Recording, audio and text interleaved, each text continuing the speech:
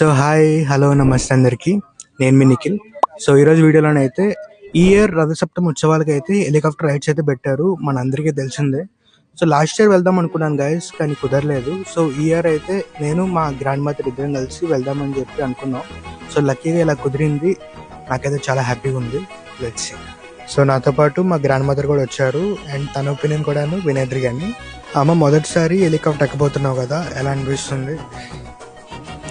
చాలా ఆనందంగా ఉందమ్మా.